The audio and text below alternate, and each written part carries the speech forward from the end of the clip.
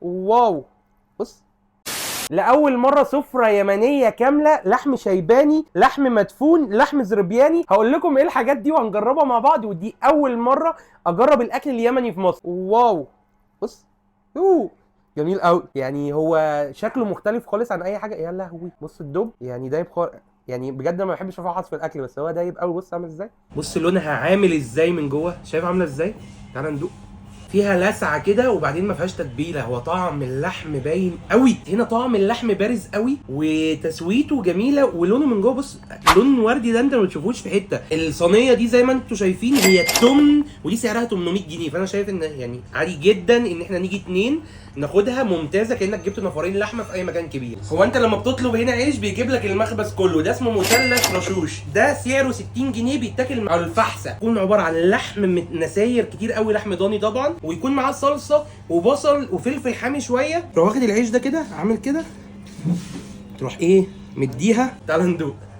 ملهاش علاقه خالص باللحمه بالبصل، ملهاش علاقه بالطاجن ده خالص. هي طعمها اقرب بالطواجن بس مش لحمه بالبصل، يعني هي حاجه فخار كده معمول. عارف انت لما تبقى قاعد في صحراء وعاملها هي، يعني انت لو رحت الزردة في الصحراء وكده تحس ان هي دي طعمها. ودي سعرها 350 جنيه. اما ده بقى فهو نص فرخه محمره دي هقول لك بيتعمل ازاي. هي بتنزل جوه بير زي برضو اللي انا بقول لك عليه، اللي هو قريبه شويه من المندي، بس هي مش تتبيله مندي، هي بتنزل جوه التنور اللي هو جوه بير. هي حجمها كويس، انا شايف ان حجمها كويس جدا، وبيبقى معاها حته بطاطس كده مستويه معاها ورز ابيض. بس تعالى ندوق اهم حاجه الطعم. هي من بره واخده كراستايه، يعني هي من بره مقرمشه سنه لو انت واخد بالك معايا، ومن جوه طريه قوي. بص فتعالى ندوق.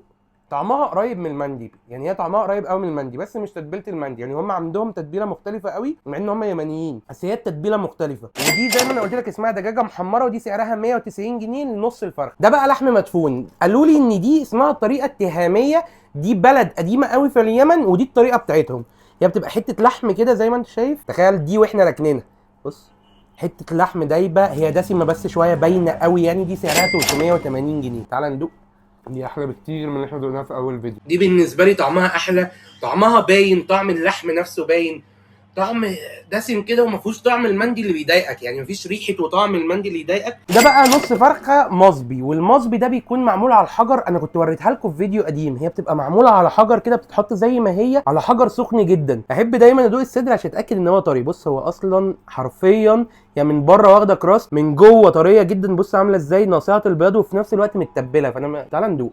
كل الاكل ما فيهوش تتبيله قويه، هو انت ضايق طعم اللحمه او طعم الفراخ. ده بقى لحم زربيان، وهو زي ما انت شايف كده شكله مختلف قوي عن اي حاجه اكلتها، وهو برضو لحم اللي هو بيبقى لحم الجديان او لحم الضاني برضو. يعني انا بصراحه منشكح جدا ومنبهر من طريقه التسويه عندهم، ودي بيكون عليها ميكس مختلف، وهنا التوابل بتبقى كتيره قوي قوي. بص الموزه دي، هات لي الموزه دي معلش بقى، الموزه دي تستاهل بق، طلعتها من وسط الافات.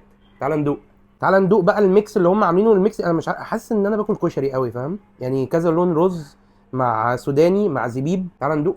تقليه جايباه بكشري قوي والله. كميه توابل هنا رهيبه، الطعم حلو قوي، حلو قوي، بس التوابل الكتيره دي خلاك مش واخد نفس المتعه اللي انت خدتها في الاطباق التانيه. اوردر اللحم الزربيان ده سعره 400 جنيه. واخر حاجه وما كانش ينفع امشي من غير ما ادوقها، العريكه.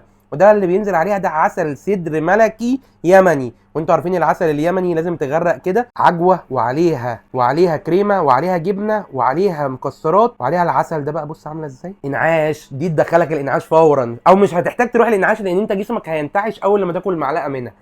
يعني المعلقه كبيره شويه بس انا قدها. تعال ندوق.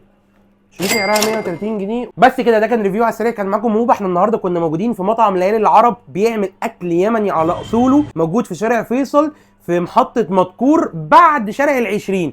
بس كده جربوها تحبوه، قولوا لي رايكم، وقولوا لي عايزين اجرب ايه تاني. سلام عليكم.